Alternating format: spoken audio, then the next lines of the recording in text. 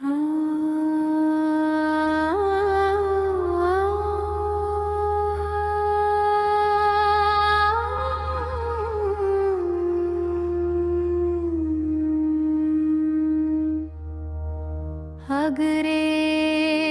कुरुणामथ पाण्डवानां दुःशासनेनाहतवस्त्रकेशा कृष्णात् तदा क्रोशदनन्यनाथा गोविन्द दामोदर माधवेति।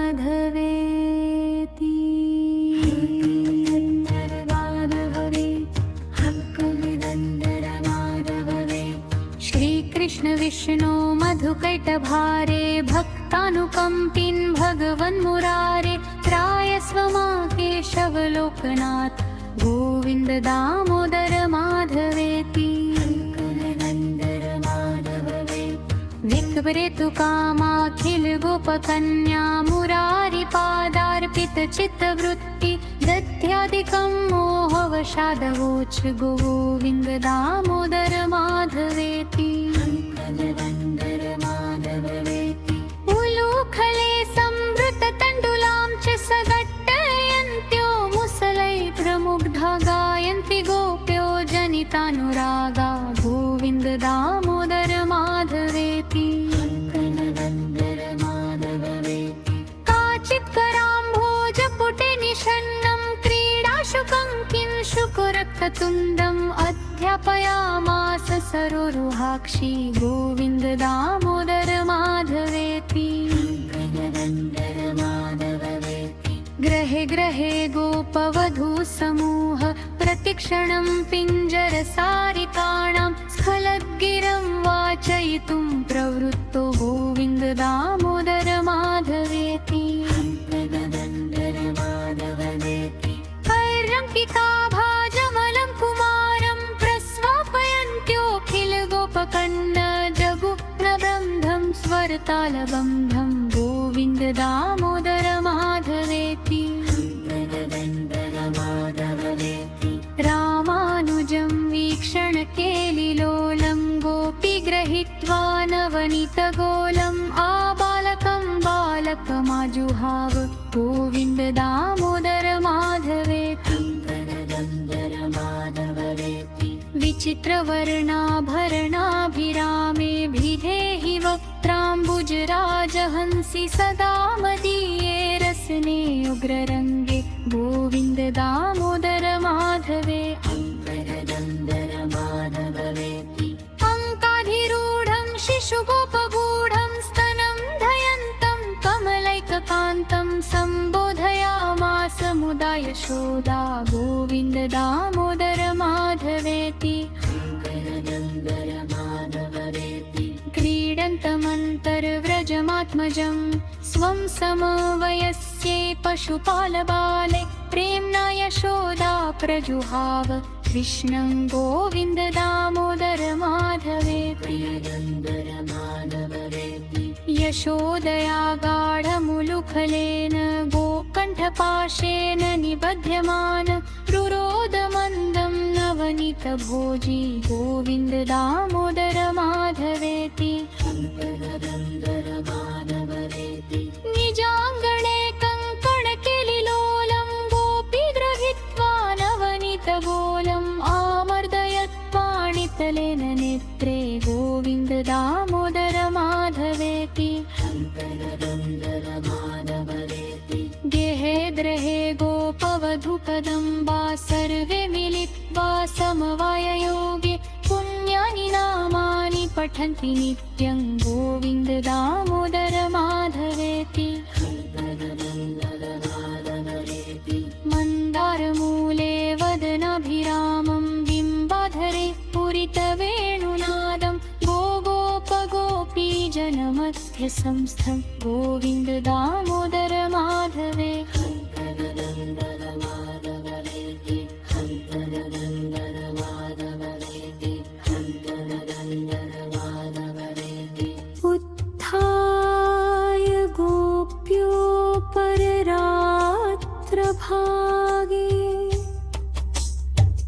स्मृत्वा यशोदासुतबालकेलिं गायन्ति प्रोच्चैर्दधि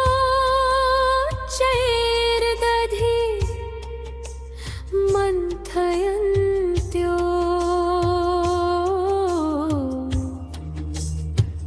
गोविन्द दामोदर माधवेति।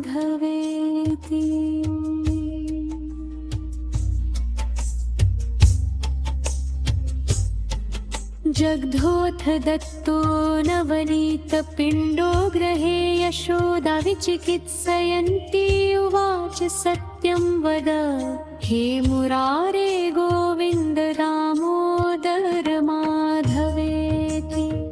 अभ्यचम्येऽहं युवती प्रवृद्धप्रेम प्रवाहादधि निर्ममन्थ गायन्ती गोप्यो सखी समेता गोविन्द दामोदर माधवेति। क्वचित् प्रभाते दधिपूर्णपात्रे निक्षिप्य मन्थन् युवती मुकुन्दमालोक्य गानं विविधं करोति गोविन्द दामोदर माधवेति।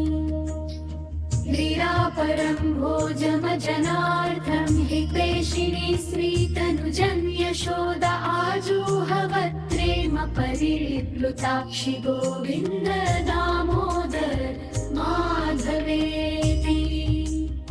सुखं शयानन्निलये च विष्णुदेवर्षि मुख्या मुनय प्रपन्ना तेनाच्युते तन्मयतां व्रजन्ति गोविन्द दामोदर माधवेति। विहाय निद्रामरुणोदये च विधाय कृत्यानि च विप्रमुख्य वेदावसाने प्रपठन्ति नित्यं गोविन्द दामोदर माधवेति। वृन्दावने गोपगणाश्च गोप्यो विलोक्य गोविन्द वियोगखिन्ना राधां जगोसाश्रुविलोचना भवान् गोविन्द दामोदर माधवेति। प्रभात सञ्चारगतानुगामस्तद्रक्षणार्थं तनयं यशोदया मोदयत् पाणितलेन मत्तं वो गोविन्द दामोदर माधवेति। प्रवालशोभा इव दीर्घकेशवाताम्बुपर्णाशनपूतदेहामूले तरुणामुनन् पठन्ति गोविन्द दामोदर माधवेति। एवं ब्रुवाणा विरहातुरा वृषं व्रजस्त्रिय कृष्ण विषक्तमानसा विसृज्य लज्जारुदु समसुस्वरं गोविन्द दामोदर माधवेति। गोपी कदाचिन्मणिपिञ्जरस्थं शुकं वचो वाचयितुं प्रवृत्ता आनन्दकन्द व्रजचन्द्र कृष्ण गोविन्द दामोदर माधवेति। गोवत्सबालशिशुकाकपक्षं बध्नन्तमं भोजदनायताक्षं उवाच माता चिबुकं गृहीत्वा गोविन्द दामोदर माधवेति। प्रभातकाले वरवल्लभो खगोरक्षणार्थं धृतवेत्रदण्डाकारयामासुरनन्तमादयं गोविन्द दामोदर माधवेति। जलाशये कालियमर्दनाय यदा कदम्बादपतन्मुरारि गोपाङ्गनाश्चुक्रुषुरेत गोपा गोविन्द दामोदर माधवेति। अक्रूरमस्यादयदा मुकुन्दश्चापोत्सवर्धम् मथुरां प्रविष्ट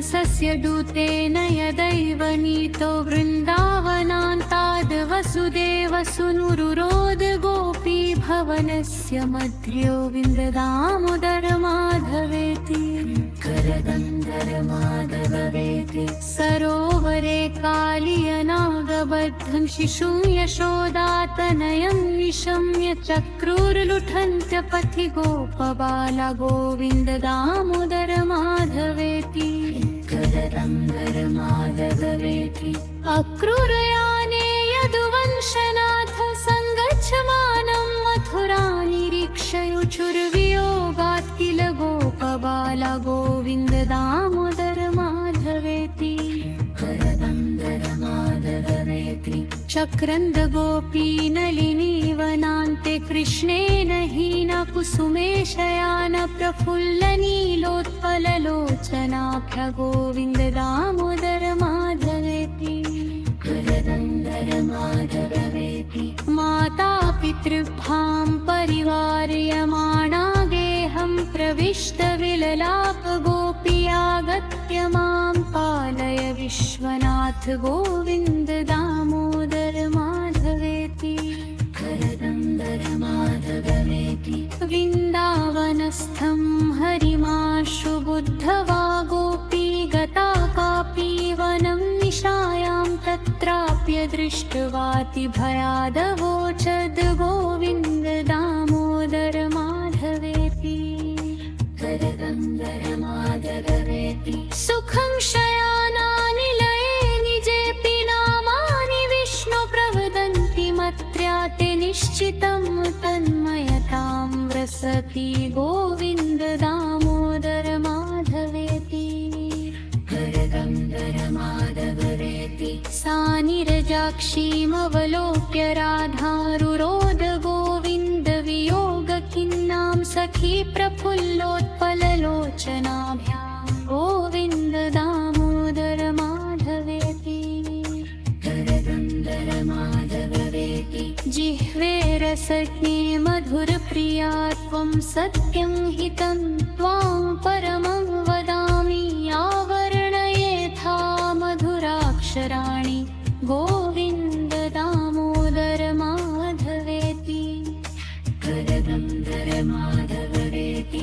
ताटन्तिकव्याधिहरं जनानां चिकित्सकं वेदविदो वदन्ति संसारतापत्रयनाशबीजं गोविन्द दामोदर माधवेति करदन्दरमाधवेति ताताज्ञया गच्छति रामचन्द्रे सलक्ष्मणेरण्यचै ससार्ता चक्रन्दरामस्य निजा जनित्री गोविन्द दामोदर माधवेति करदन्दरमाधवेति हे काकिनी दण्डकाननाथात् सानियमाना दशकण्ठेरेण सीता तदा क्रन्ददनन्यनाथा गोविन्द दामोदर माधवेति करदन्दरमाधवेति रामाद्वियुक्ता जनकात्मजा सा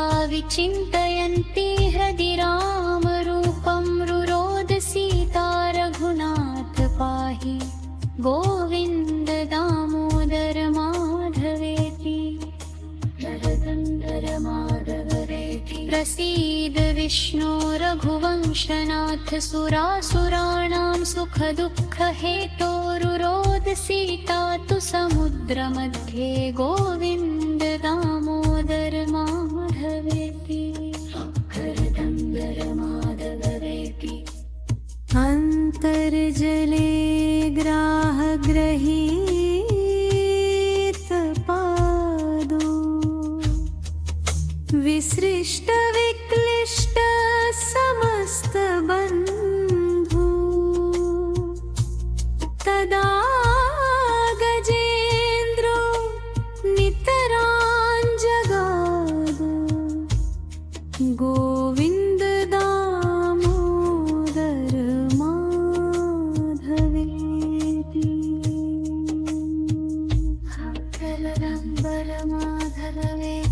हंसध्वज शङ्खयुतो ददर्श पुत्रं प्रकहे पतन्तमेनं पुण्यानि नामानि हरे जपन्तं गोविन्द दामोदर माधवेति। दुर्वाससो वाक्यमुपेत्य कृष्णा सा चाब्रवीत् काननवासिनीशम् अन्तप्रविष्टं मनसा जुहाव गोविन्द दामोदर माधवेति। ध्येय सदा योगिभिर्प्रमेयश्चिन्ताहरश्चिन्तितपारिजात कस्तूरिका कल्पितनीलवर्णो गोविन्द दामोदर माधवेति। संसारकूपे पतितोऽत्यगाधे मोहान्धपूर्णे विषयाभितपत्ते करावलम्बं मम देहि विष्णो गोविन्द दामोदर माधवेति।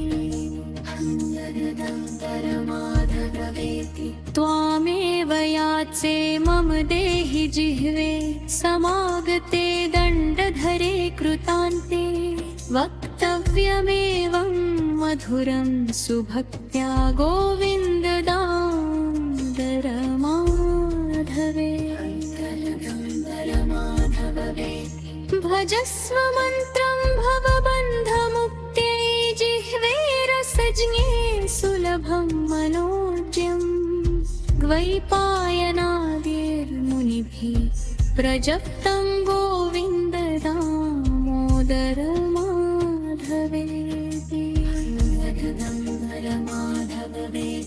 गोपालवंशीधर रूप सिन्धो लोकेश नारायण दीनबन्धो उच्चस्वरैस्त्वं वद सर्वदैव गोविन्द दामोदर माधवेति।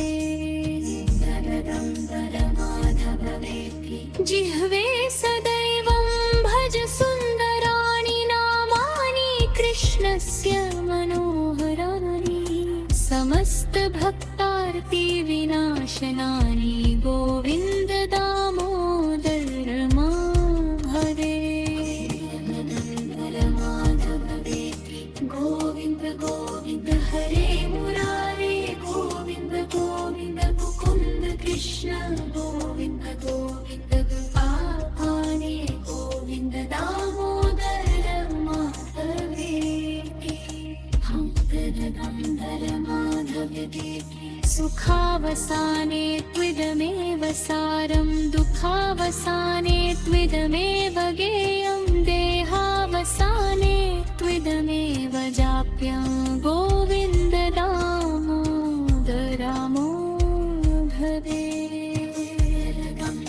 माधवेति। त्वं दुर्वारवाक्यं परिग्रहा कृष्णा मृगेव भेदातु कथं कथञ्चित् सभां प्रविष्टा मनसा जुहाव गोविन्द दामोदर माधवेति। श्री कृष्ण राधावर गोकुलेश गोपाल गोवर्धननाथ विष्णु जिह्वे पिबस्वामृतमेतदेव गोविन्द दामोदर माधवेति।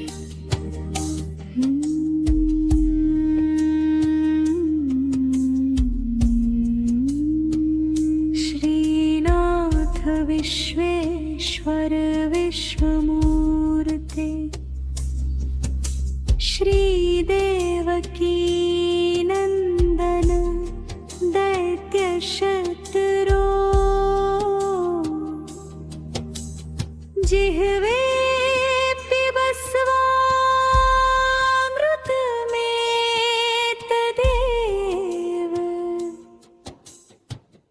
गोविन्द दामोदर माधवेति।